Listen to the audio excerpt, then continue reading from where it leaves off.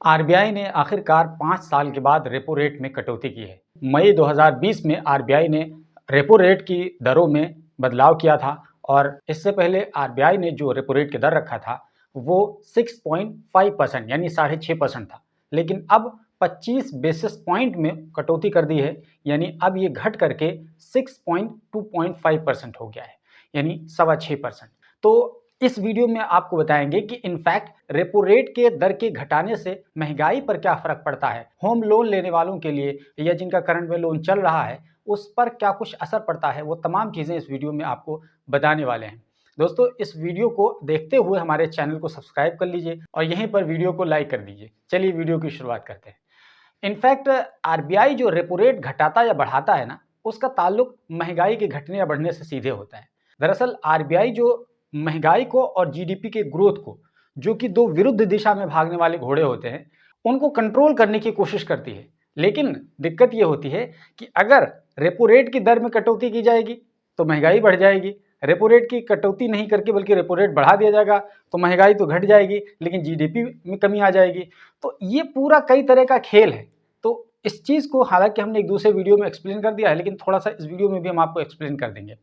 चलिए, सबसे पहले तो यही शुरू कर लीजिए कि ये मिडिल क्लास तबके के लिए दोहरी खुशखबरी है। इससे पहले कि जब बजट अनाउंस हुआ था 1 फरवरी को, तो इनकम टैक्स के स्लैब में 12 लाख रुपए और बल्कि सैलरीड पेशा के लिए 12 लाख से बढ़ करके 12,75,000 रुपए तक कोई भी इनकम टैक्स नहीं लगेगा।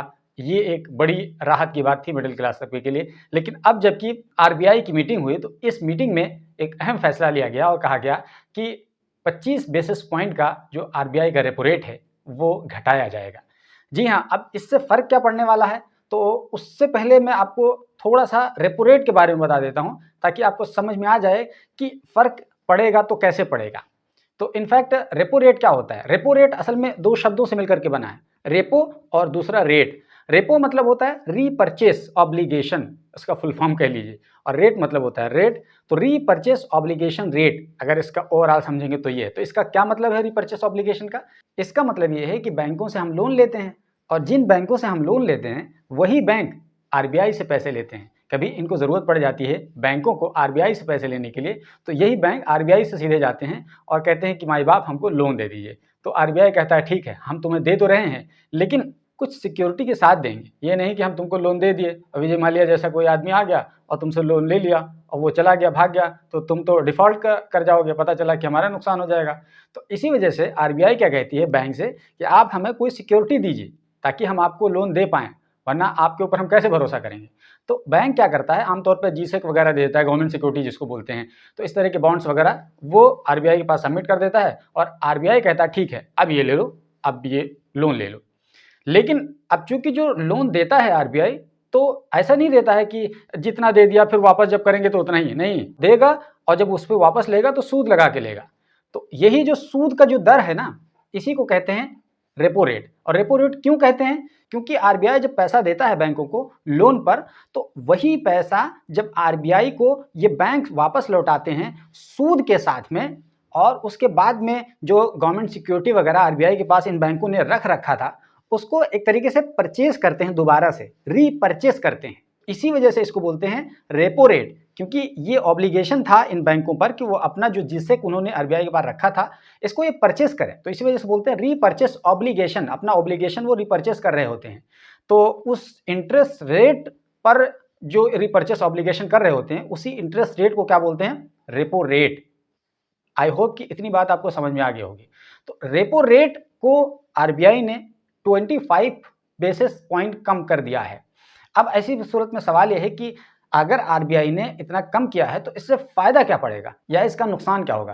तो इसका जवाब बहुत सिंपल सा है कि जब आरबीआई किसी भी बैंक को कम इंटरेस्ट रेट पर लोन देता है तो जाहिर सी बात है फिर ये जो बैंक्स होते हैं, ये जो आम लोगों को लोन दे रहे होते हैं, चाहे होम लोन हो चाहे कोई भी किसी तरह का लोन होते हैं, तो इनको भी जाहिर है कि कम रेट पर देना होता है, क्योंकि जब इनको राहत मिलती है तो ये आम लोगों को भी राहत पहुंचाते हैं। मान लीजिए कि किसी ने घर खरीद रखा है, अब किसी ने घर खरीद रखा है तो बैंक से एक तरीके से लोन ले रखा है, उस पर ईएमआई चल रही है, तो अब वो जो ईएमआई का रेट है वो भी घट जाएगा, क्योंकि जाहिर सी बात है इंटरेस्ट रेट इधर से घटा है तो उसका फ़ायदा तो बैंक को भी देना पड़ेगा, आम लोगों को, कंज्यूमर्स को, कस्टमर्स को। तो इंटरेस्ट रेट के घटाने भर से बैंकों को ईएमआई भी घटाना पड़ जाता है, ईएमआई का रेट भी घटाना पड़ जाता है।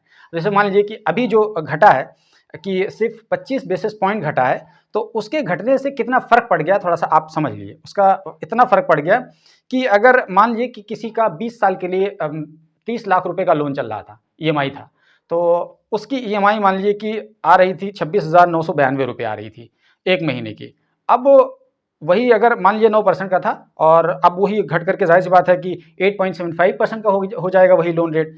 तो अब वही जो 26,992 रुपये थी उसकी 1 महीने की ईएमआई कॉस्ट, वो घट करके 26,551 रुपये हो जाएगी। और ये कितना कटेगा? यानी अगर 30 लाख रुपए का लोन लिया है तो पर मंथ उसके खाते में जो बचेगा वो 480 रुपये बचेगा। यही अगर 50 लाख का लोन लिया है तो मोटा-मोटा मान के चलिए 1,000 रुपये की सेविंग हो जाएगी। तो अब अगर 1,000 रुपये की सेविंग हो जाएगी तो अब कुछ ना कुछ तो फ़ायदा हुआ ना।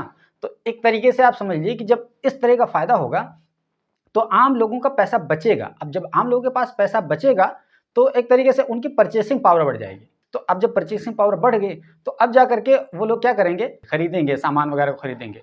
तो अब जब तरलता मार्केट में आएगी तो उससे क्या होगा? महँगाई बढ़ेगी। लेकिन महँगाई बढ़ने के साथ-साथ जीडीपी का ग्रोथ भी होगा, क्योंकि महँगाई तो बढ़ेगी, लेकिन उसके साथ-साथ वो जो सामान की जब बिक्री बढ़ेगी, उसका कंज़म्पशन बढ़ेगा, तो फिर फैक्ट्रियाँ और कंपनियाँ प्रोडक्शंस और ज़्यादा बढ़ा देंगे। अब और ज़्यादा बढ़ाएँगे तो जीडीपी का ग्रोथ बढ़ जाएगा और जीडीपी का ग्रोथ बढ़ेगा तो उससे एम्प्लॉयमेंट बढ़ेगा, रोज़गार के अवसर मिलेंगे, यानी एक तरीके से इकॉनमी सर्वाइव करने लगेगी, इकॉनमी चल पड़ेगी।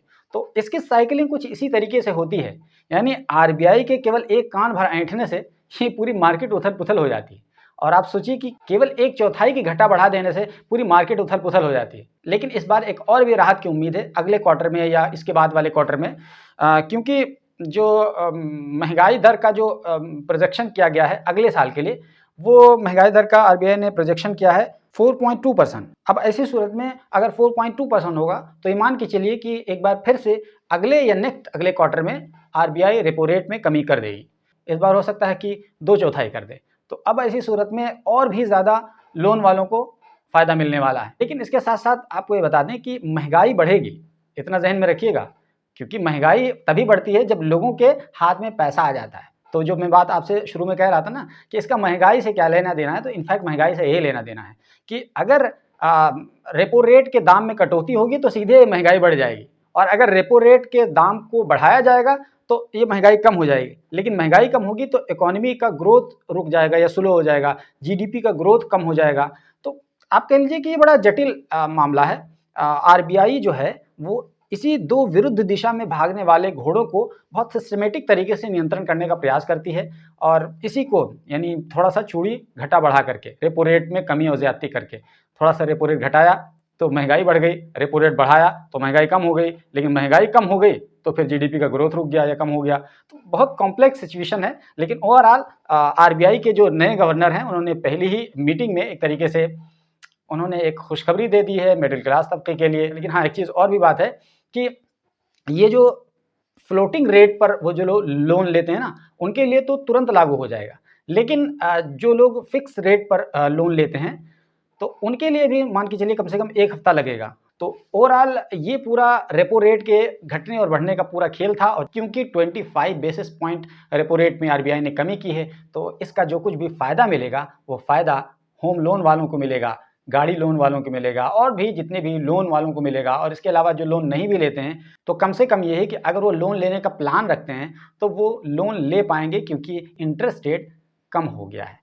तो आई होप आपको पूरी बात समझ में आ गई होगी और अगर थोड़ा-सा भी आपको डाउट हो, तो हमने रेपो रेट के सिलसिले में, रिवर्स रेपो रेट के सिलसिले में एक और वीडियो बना के रखा है, पॉपअप में हम उसका दे देंगे। आप चाहे तो उसको देख लीजिए। हमारे चैनल पे पहली बार आए हैं तो सब्सक्राइब कर लीजिए। वीडियो को फेसबुक पे देख रहे हैं तो आप हमारे पेज को फॉलो कर लीजिए, क्योंकि हम यहाँ पर न केवल न्यूज़ बल्कि इसके अलावा व्लॉग के कंटेंट भी कॉम्प्रिहेंसिव तरीके से बनाकर देते रहते हैं।